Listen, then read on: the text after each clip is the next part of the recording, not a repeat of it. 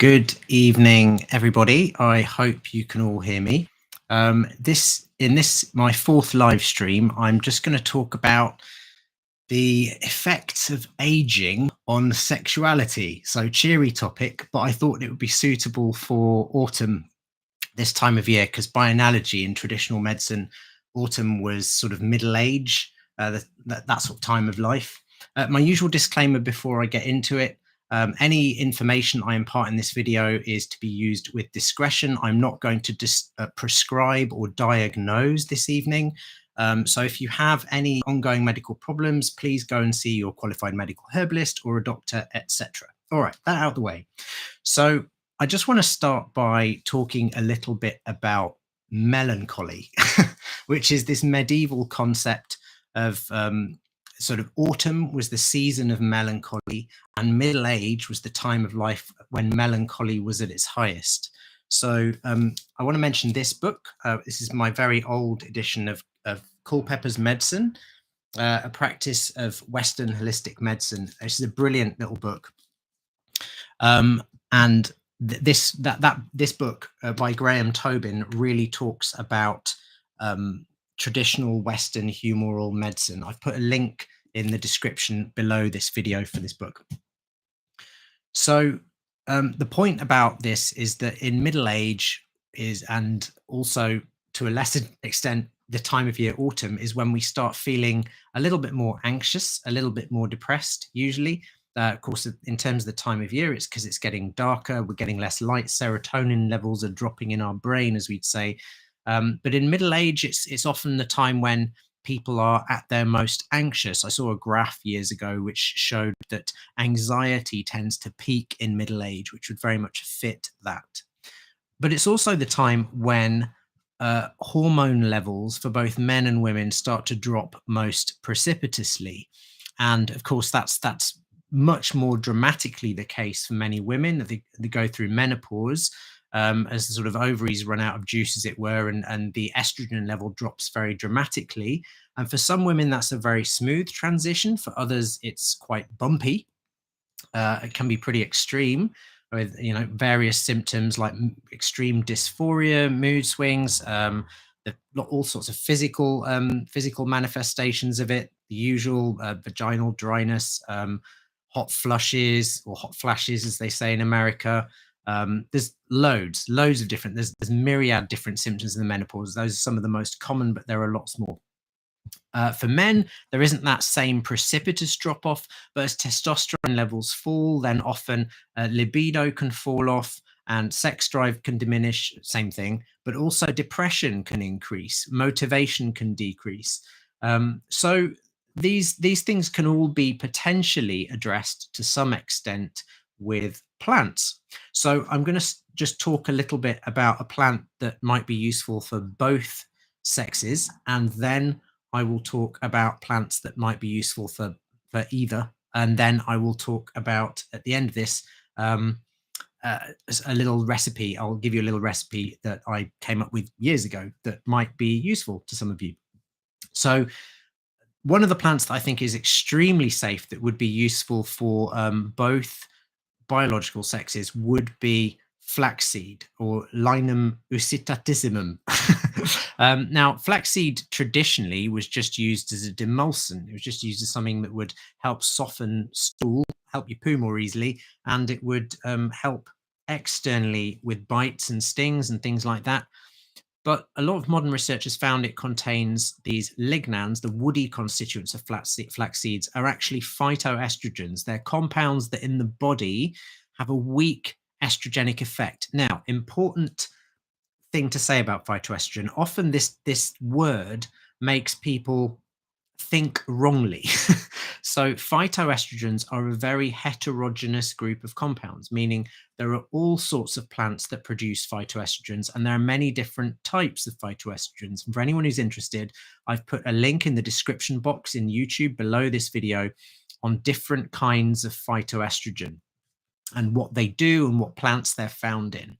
But the ones found in flaxseed, the lignans, are quite weak, so that if consumed by premenopausal women, for example, they don't do much to disrupt the cycle.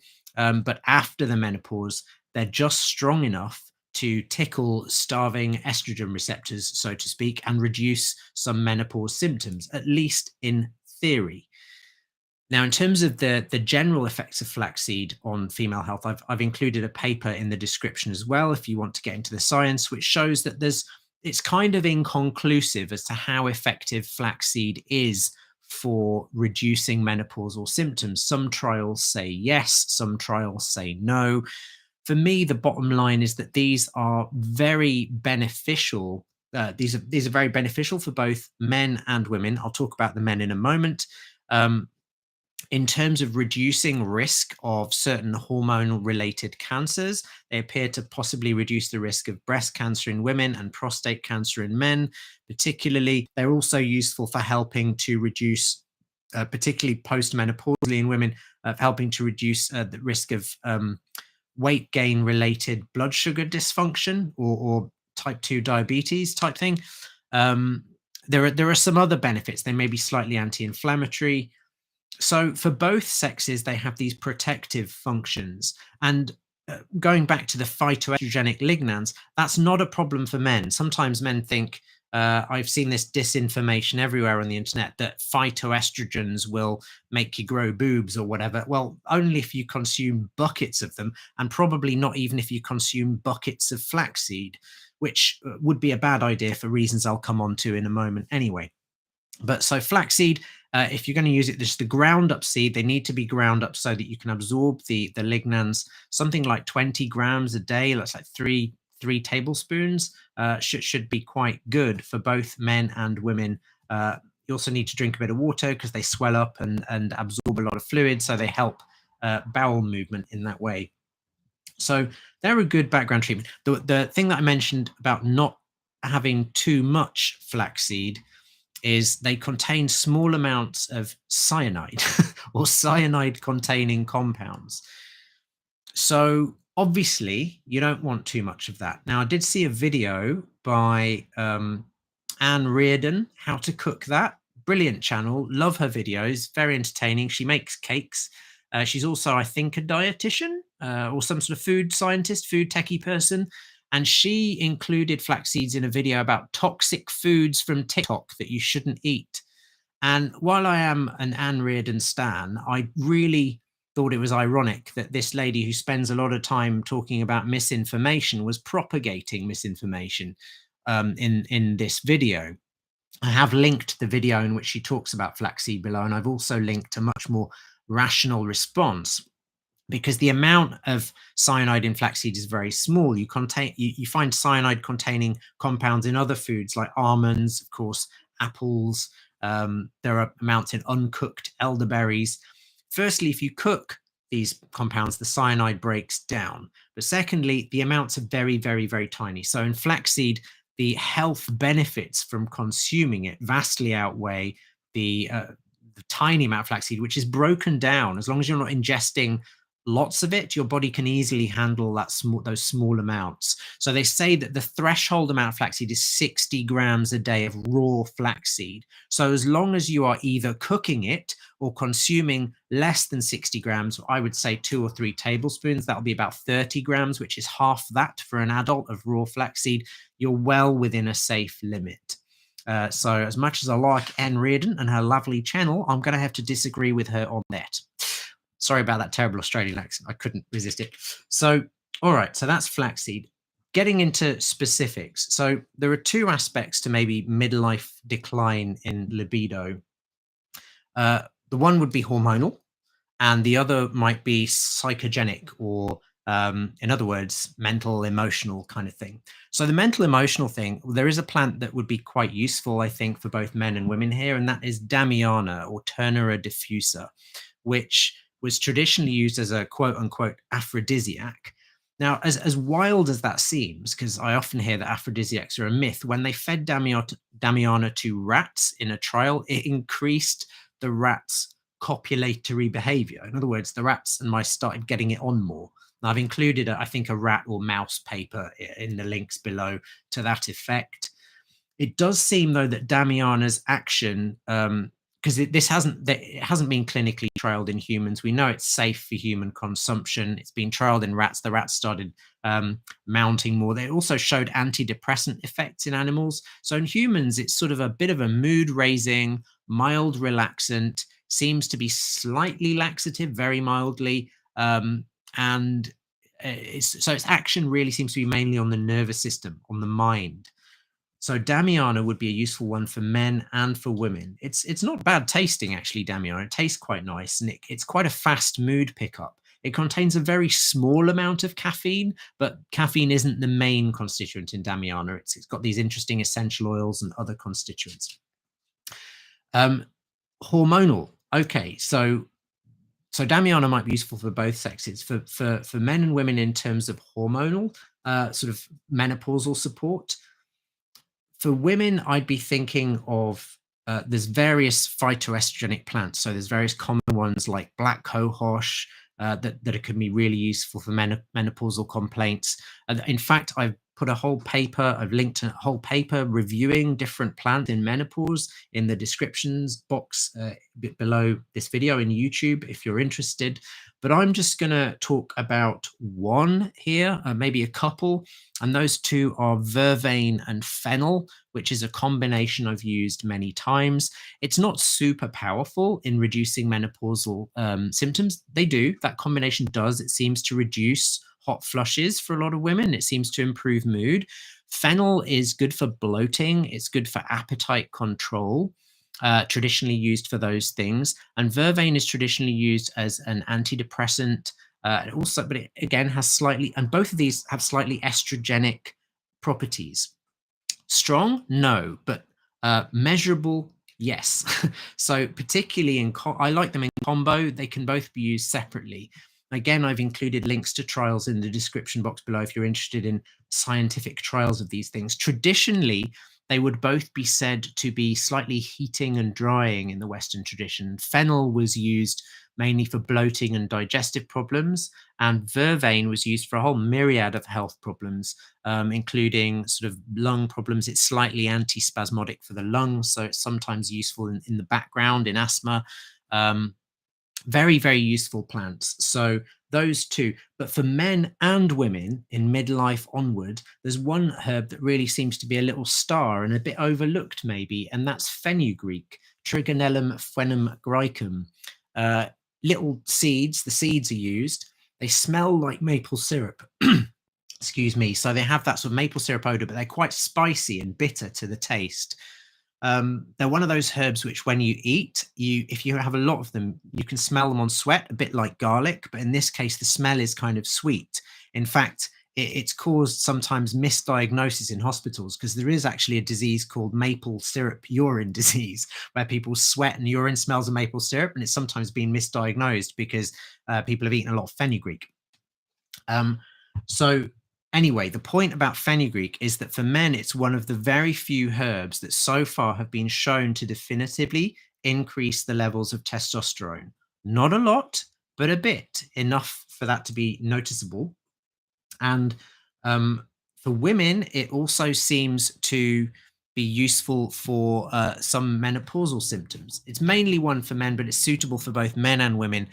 And it actually is useful more so for reducing blood sugar, helping blood sugar control.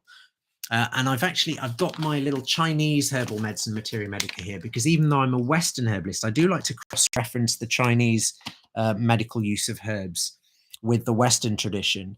This is the Chinese herbal medicine Materia Medica by Dan Bensky and Andrew Gamble, but this is a very old edition that they've since updated it. But my old edition says this of fenugreek seed.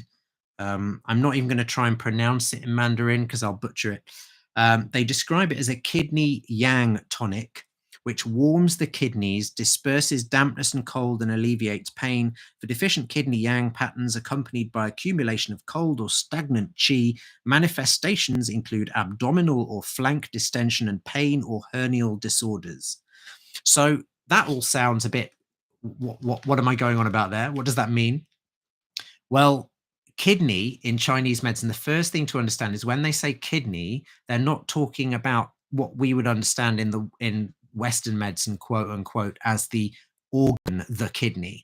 The kidney in Chinese medicine, like all the Chinese so-called organs, are really descriptions of groups of functions roughly geographically located somewhere in the body, but often spread around the body in acupuncture channels. So in terms of Western physiology, the Chinese kidney is something like a composite between the Western kidneys, adrenal glands, and gonads. So a kidney and yang is heating or stimulating or energetic. So a kidney yang tonic would be a plant or medicine which somehow stimulated the kidneys and or the adrenals and or the gonads. So in this case, we have a plant that might be slightly diuretic, that might slightly increase the output or effectiveness of some of the sex steroids from the gonads.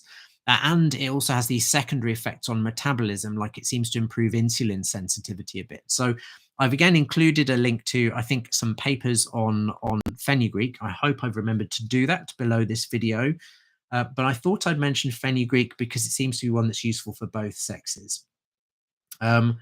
So yeah, I think I'll just end this with a little recipe that I made up 20 years ago or something. It's in my little black book of recipes as a herbalist that I keep. And this is the very first recipe in the book. Literally, I mean, you can't see it because my lighting's too bright, but it's the first recipe in the book was this, and I call it my autumn tonic. Looking at it this week, I realized actually this would be quite a good little tonic for autumn, the time of year, and autumn maybe the time of life as well. And it could be adapted. So what it is, I've got for 1 little cup, I've got some hawthorn berries, some dried hawthorn berries, maybe a heaped teaspoon of crushed dried hawthorn berries, a heaped teaspoon of oat seed crushed. You could just use rolled oats like organic oats, and a heaped teaspoon of oat straw. The reason I chose those was that hawthorn berries they're around in autumn, of course, but also they're good. They're good for the heart. They protect the heart a little bit. I'll talk about hawthorn more fully in a future episode. And the oats traditionally were slightly antidepressant. I have mentioned oats in a previous video. I think I've mentioned them in one of my videos about herbs that were good during lockdown, but I can't remember. I talked about some of the scientific research into oats. But anyway, oats traditionally were mild antidepressants. So that's the base. So a heaped teaspoon of crushed hawthorn berries, a heaped teaspoon of oat seed, a heaped teaspoon of oat straw.